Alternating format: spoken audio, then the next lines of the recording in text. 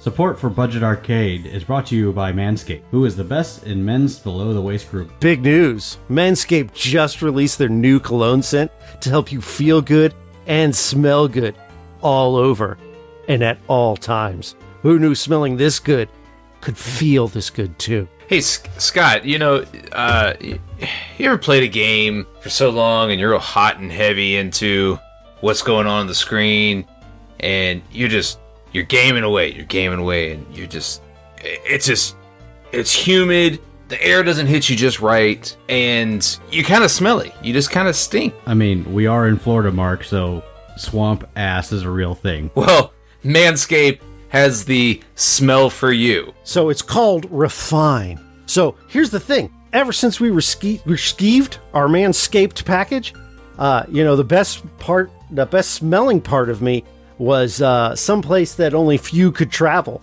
But now, with the cologne, I can put it anywhere, and everyone at the mall can bask in my musk. With the same signature scent that's in all the Manscaped formulas, this cologne is a perfect complement to the collection. It's light, approachable, and gentlemanly in all the right ways.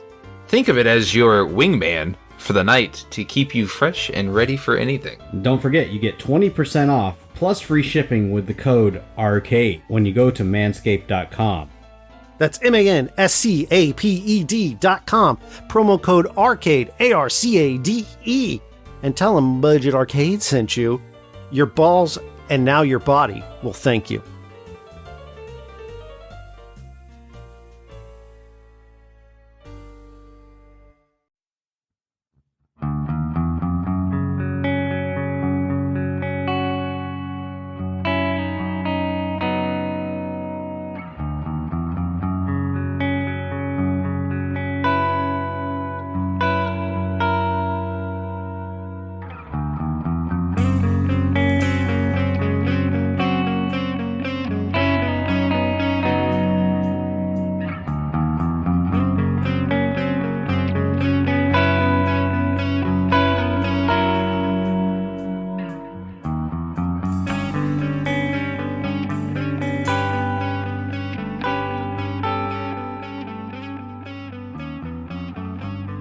Hey there, and welcome back to Budget Arcade, the free-to-play gaming podcast to help you navigate through the growing realm of free-to-play games.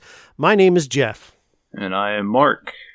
And we really got a good one for you today. We just threw this together in the last 2 minutes. Let's see what happens. It's the best episode we've ever had. All right.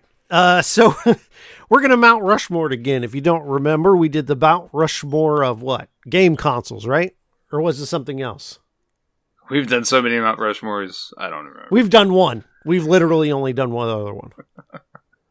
So we're doing the Mount Rushmore. It was shooters. It was shooters. Shooters. Okay, that's right. That was one of our episodes.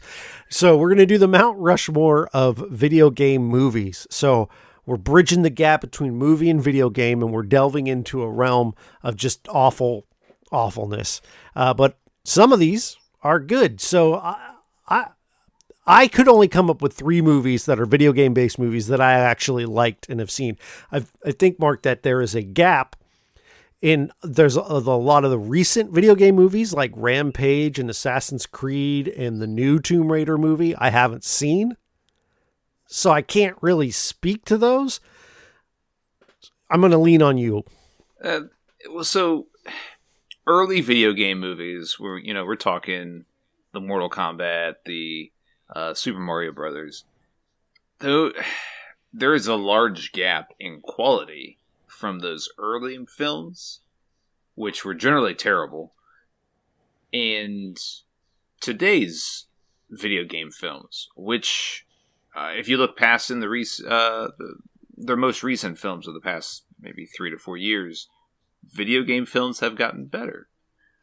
So I think we have to preface our Mount Rushmore with a large number of the films to choose from are genuinely terrible. Well, here's the thing. I have 3 movies on my list. One of them is rated well on Rotten Tomatoes. The other 2 are not. One of them I genuinely enjoy and think is a good movie.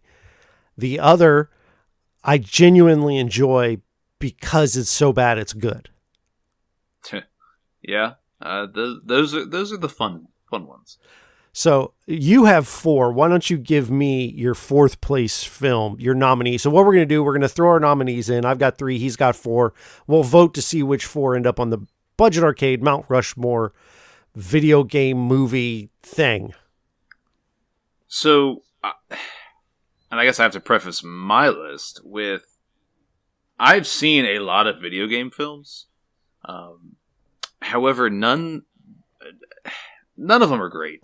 But they, like I said before, they have progressively gotten better. And so my 4 are films that have been released within the past 5 years. All 4 of them are? All 4 of them are. Okay, we're going to have some variance. I think one of yours is probably one of mine, and then the other 2, because my other 2 are some of those 90s ones you're talking about. But go ahead. What's your first one? So the first one, Rampage. It was the directed by Brad Payton, starring Dwayne Johnson, The Rock, Jeffrey Dean Morgan. It was a very rock-centric film. Not a whole lot of Rampage video game lore. Rampage in name only, basically. Yeah, just something that they could kind of lean on and be like, hey, let's try to draw in another audience. But the film is The Rock, and it's an enjoyable film. It's a creature film. The third act of the film deals with the variants of creatures that have appeared in the Rampage video games. And so that's I enjoyed it because I'm a big The Rock fan. I love him. I think he's one of cinema's last defining movie stars. So I'm a wrestling fan, longtime wrestling fan. So there's always that attachment. Me personally, I think Batista's the better actor if we're talking wrestlers to acting. As far as acting goes, right? Sure. No, I can agree with that. But I mean, everybody gravitates to. I mean, his charisma, The Rock, absolutely. The Rock is a better action star. I would say he's just throw The Rock in a movie, put some explosions behind him, and call it a day. I forgot where I was going with this. And your film's going to make $100 million easy, just because he's in it. Yeah, right. Absolutely. He drives the box office, and the film was enjoyable. I enjoyed it. I haven't played in a Rampage game in years and years, but I love the original. The Nintendo Rampage was one of my favorites. So, I was going to say something else. Oh, when you're talking about The Rock being sort of the last big movie star, I would kind of put him as maybe he's back in my day. We used to have Jean-Claude Van Damme, Steven Seagal. Who's the other one I'm thinking of? Schwarzenegger. Arnold. Yeah. Stallone. Chuck Norris. Chuck Norris. We had these action stars where you just watched their movies because they were in it and it was an action movie. Yeah. And we don't really have that anymore. We don't have, well, frankly, what's missing is we don't have martial artists, right, that are making movies outside of, like, even Jackie Chan doesn't really do it anymore, where I kind of miss that, right? Well, I mean, you're talking, movies don't have to. Editing has gotten so good that, Jackie Chan wasn't later in his career, he became a better actor. But early on, I mean, he was this martial arts guy that was in a movie. And the same with, Jean-Claude and even Chuck Norris. Those guys weren't great actors. They were in films just because they were the badasses of the movies. And okay, so I'm going to do my third pick since I don't have a fourth pick, and we'll go back and forth. So let's get into it. We're going to have, I don't even know if you've seen this. Maybe you have. I hope you have. I did mention of the action stars of my era. My favorite was Jean-Claude Van Damme. I love him. I love Bloodsport. I love Kickboxer. And I love Street Fighter, the movie. Oh yeah, no, Street Fighter's a classic. It's so bad that it's good. Right. It's horrible. But okay, you've got Jean-Claude playing Guile. Guile is an American, but for some reason in this movie, he has an Austrian accent because they chose Jean-Claude, which is great. Dalsum is in the movie, but he's just some guy in a laboratory. Blanca is wearing bad Hulk makeup. Zangief is great. He has just the stupidest lines. Ken, Ryu, the whole thing. Sagat doesn't look anything like Sagat. He's some shriveled old man as opposed to some buff 7-foot tall kickboxer or Muay Thai. But Raul Julia as M. Bison. Oh yeah, steals the show. Oh yeah. It's the last movie he did before he passed away. If you don't know who Raul Julia is, watch the Addams Family movies from the 90s. Fantastic. He's the best thing about this movie. I love it. I can sit down and watch it and enjoy it. But if you're looking to be moved, you're going to be disappointed. But it's just nonsense, but it's fun nonsense. It's good. Yeah, no, this is Jean-Claude's heyday, early 90s. It's campy. It's, riddled with one-liners. And you're right, Raul Julia steals the show.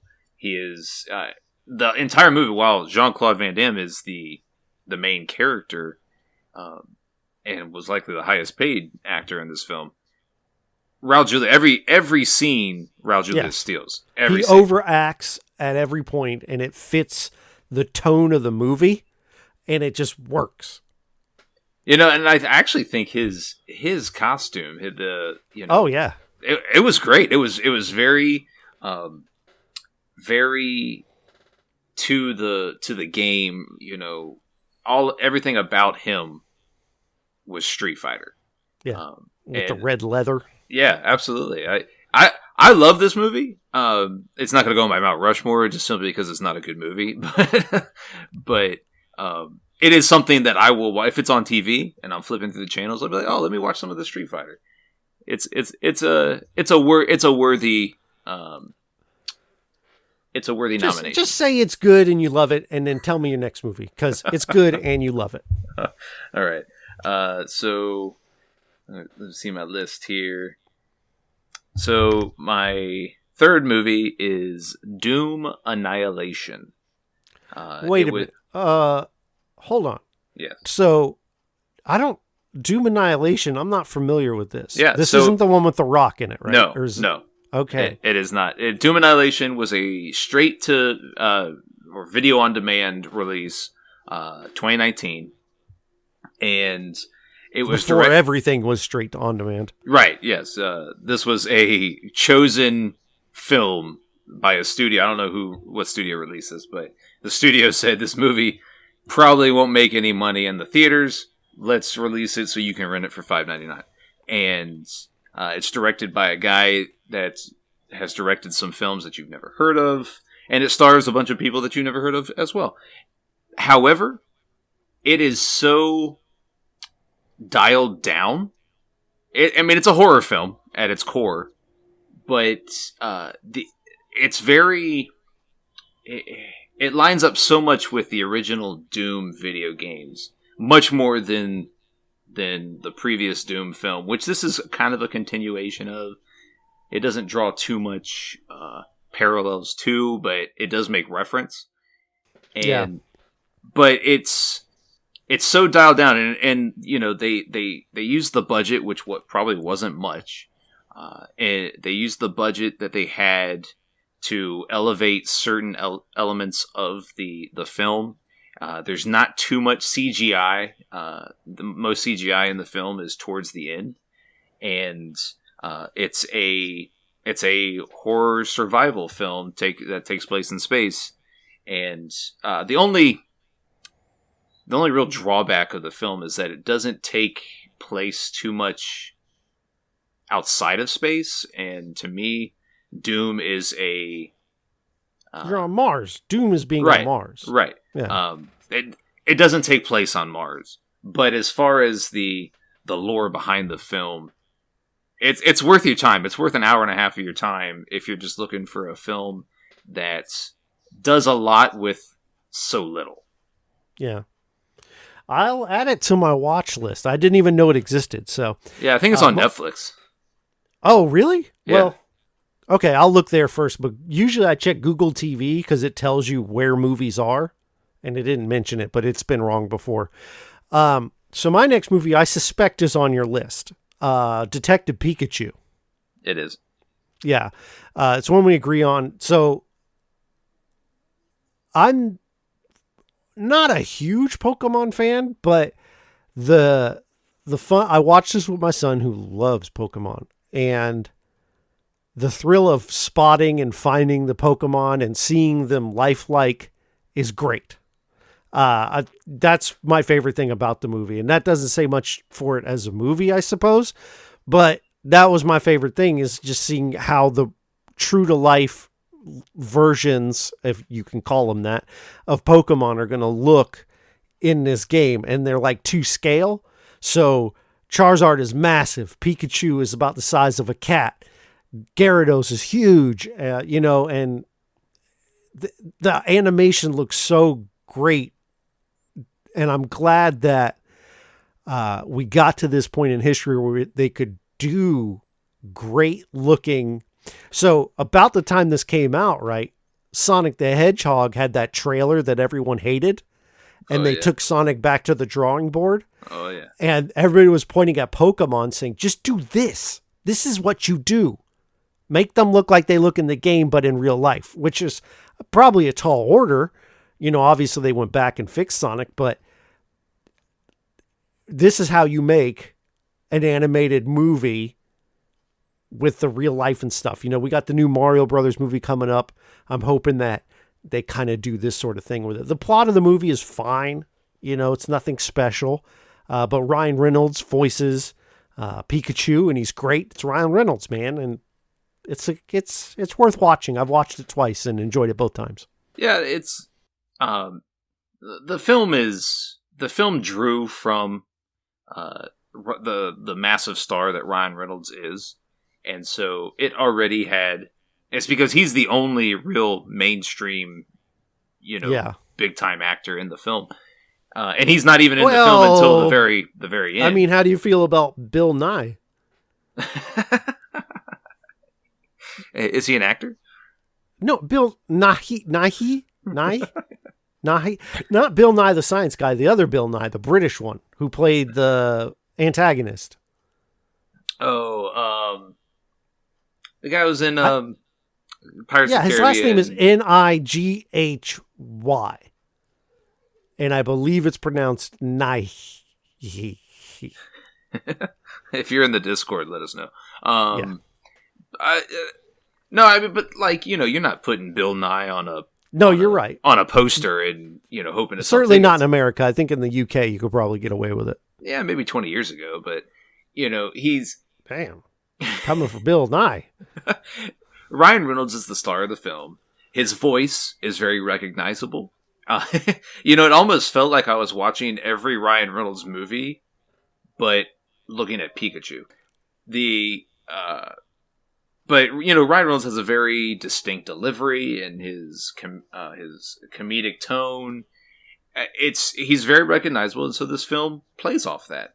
The film banks on everybody loving Ryan Reynolds, and this came out after the success of Deadpool, and so Ryan Reynolds, even though he's been a very successful movie star pretty much his entire career, Deadpool kind of put him on another level.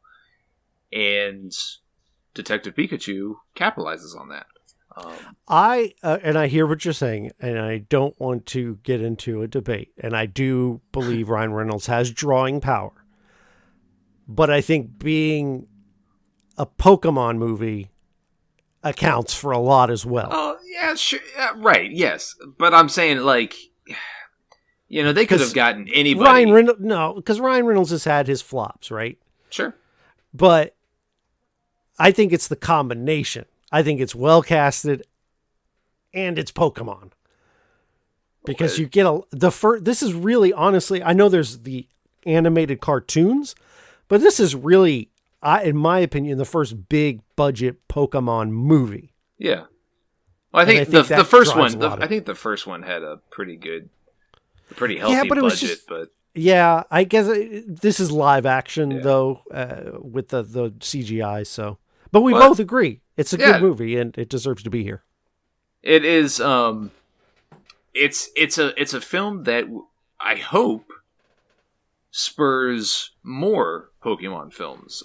I do too. Not necessarily starring Ryan Reynolds or Justice Smith or whoever, but in the same universe with the same. Yeah, I think this story is franchise. Done, but you can go into the same world, that same city, and things like that because the city's stunning and it's great. It's great. I thought it did. Real quick, I thought it did a really good job of showing kind of a gritty side to Pokemon. You know, there was the whole Pokemon fighting ring. Which that's what Pokemon is, right? But it did it without being too heavy-handed, right? Where it was like Zack Snyder levels of grimdark, but no, it was good. I love it. It's a film that I will draw back on, that I will watch, when it's on TV or if it's on Netflix or whatever. So it's got a lot of staying power and it deserves to be on the Mount Rushmore. All right. I'm hearing Scott yell into his podcast player to move on. So what's your next movie? It's my last movie. Is it? I thought you had 4. I do. And we talked about Rampage and Doom Annihilation, and then we agreed on... so we're at our number 1. Okay. Yeah. Go ahead, because my number 1 I'm going to fight tooth and nail for. But go ahead. It's Sonic the Hedgehog. The one that released early in 2020 and starring James Marsden and the voice of Ben Schwartz as Sonic and Jim Carrey. I thought it was so fantastic the way it stayed true to the video game. The characters stayed true to the video game. Jim Carrey was a revelation. This movie brought everybody back to Jim Carrey from the 90s. He channeled every character he ever played in the 90s, playing Dr. Robotnik. And he's the star of the film. Every scene he's in, he steals because he's so over the top. It's kind of like the Raul Julia comparison in Street Fighter. I'm surprised you haven't seen it yet. I've been meaning to. It's not for lack of not wanting to. I definitely want to. I'm a Sega boy, right. So and I've heard nothing but good things. I just haven't set the time aside to do it. Maybe this weekend. Well, and the time will be served well. You will love it. It does. James Marsden's probably on the Mount Rushmore of actors who have played roles with CGI characters. He's been in a ton of films where he's had to act opposite of a green guy, because the green guy is a bunny rabbit or whatever. Yeah. But this is not a James Marsden podcast. It could be though. No, it can't. But no, everything about the film, from the plot to the acting to the callbacks to the characters, it's perfect. And the fact that the director, Rob Letterman, and he's done kids movies before, the fact that he put together such great action pieces throughout this film, and there's a ton of them.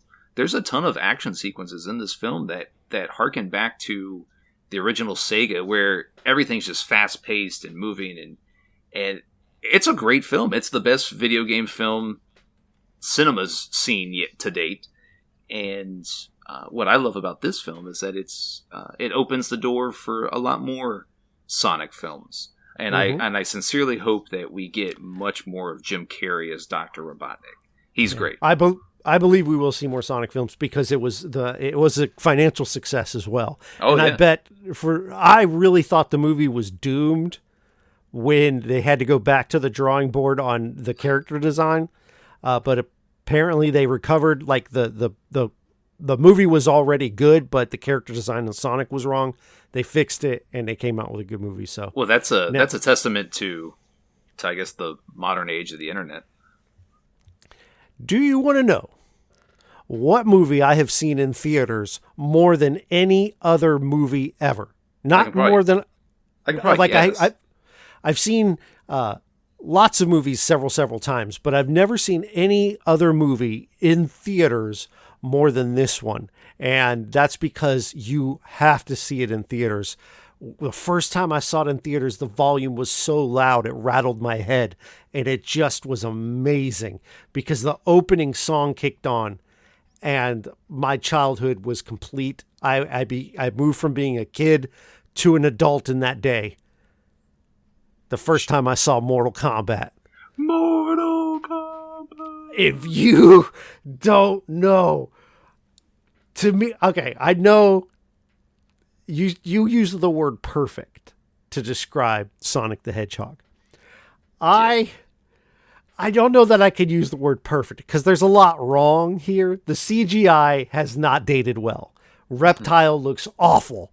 Okay, there's the when Scorpion does get over here, he has a little like bird that comes out of his hand, and it doesn't look that great. Okay, so CG aside, this movie's amazing. Okay, the cast is incredible. Like the guy playing Shang Tsung is so good at being evil. Liu Kang is Liu Kang. This is the guy that to me is Liu Kang. He looks like Liu Kang. The casting on Sonya is Veronica Vaughn from Billy Madison. She's great. Topping it all off, though, is Kano. Is this Australian guy? He's amazing. The guy playing Johnny Cage is so good. The opening scene, the introduction to Johnny Cage, is like my favorite character introduction because you don't know. He's fighting these guys in an alley, right? Or like in a warehouse. And he beats them all up and he kicks a guy and the guy just stands there and he goes, "This is where you fall down." And you're like, that's a dumb line from a dumb movie. But then the guy falls over and you find out they're on set and you're like, oh, that makes sense. Like the choreography of the fights. I mean, one of my favorite action scenes in any movie ever is Johnny Cage versus Scorpion. It's so good. It like from a martial arts standpoint, the action, the music, it's a masterpiece, and it has, in my opinion, has not been topped since. Now, I get if you look through, you don't have rose-tinted glasses like I do, and you go back and watch this, there's going to be tons of cheese, because there's tons of cheese.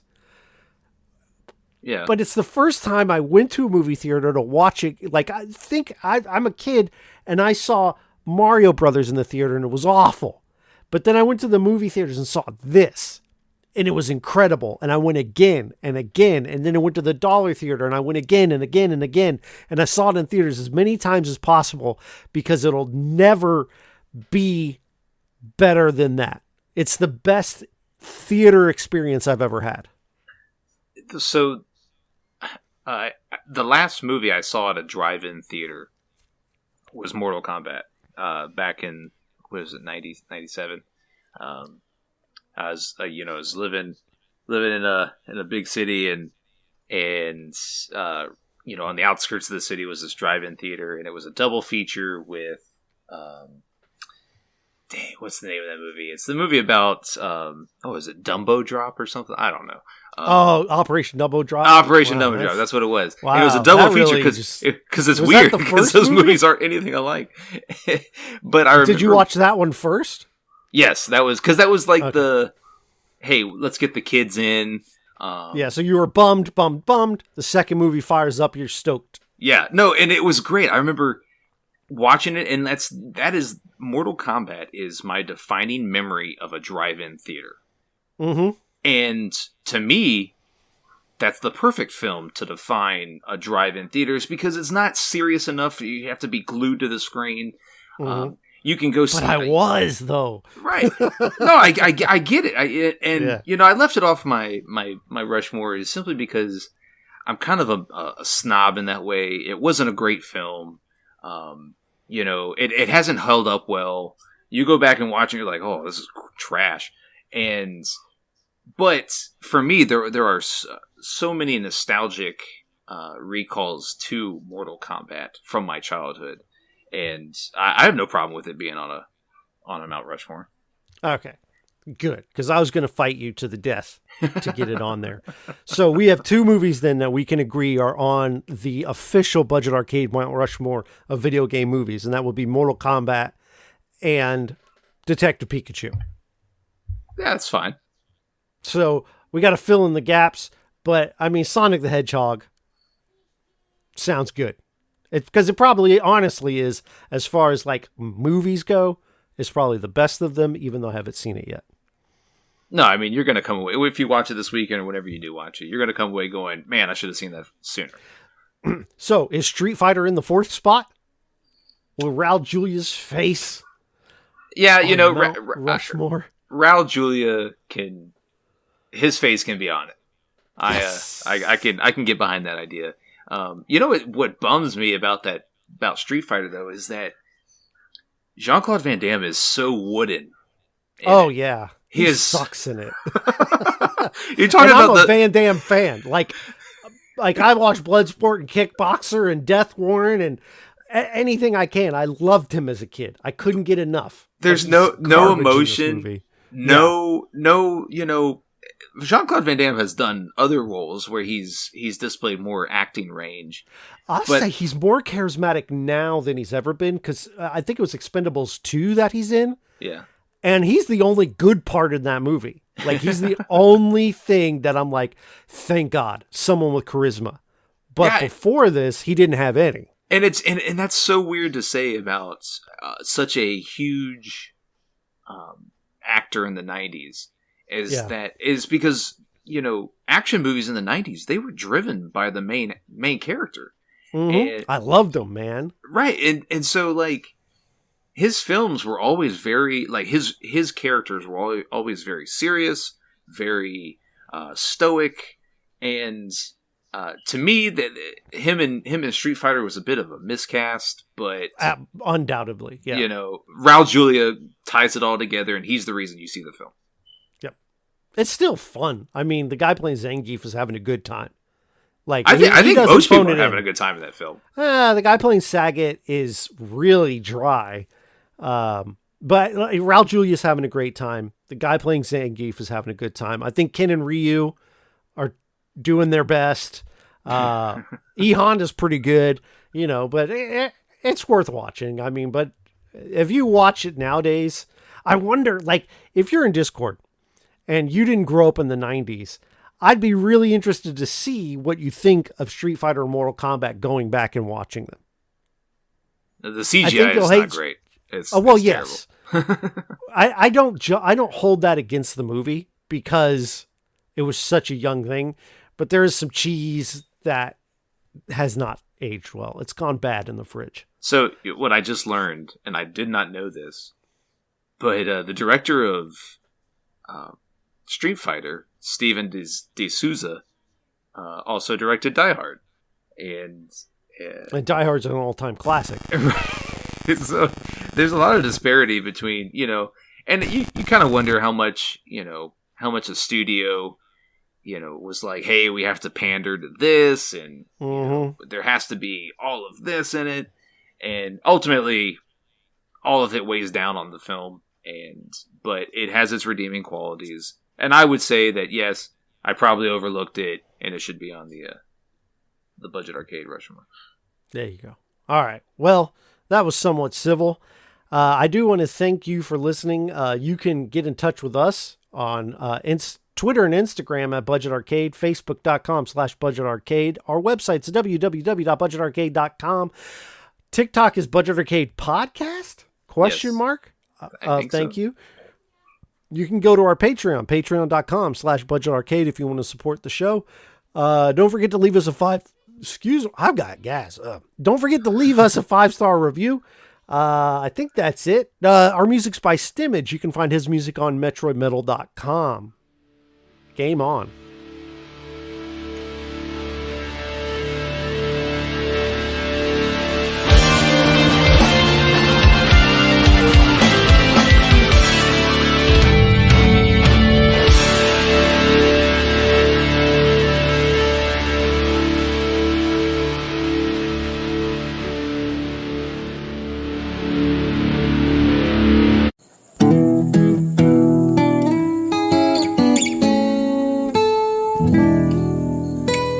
Imagineville Podcast Network. If you have loved ones that rely on your income, you need life insurance. But finding the best quote shouldn't take a lifetime. With Policy Genius, you could save 50% or more by comparing quotes from America's top insurers. First, head to policygenius.com. In minutes, Policy Genius will compare prices starting at as little as $1 a day. You might even be eligible to fast-track your coverage with a no-exam policy. Once you apply, the Policy Genius team handles all the paperwork and red tape. If you have any questions, their team of licensed independent experts is on hand to help. In fact, Policy Genius's award-winning service has a 5-star rating across thousands of reviews on Trustpilot and Google. Make today the day you cross life insurance off your list and get protection for your loved ones. You could save 50% or more by comparing quotes. To get covered, head to policygenius.com today.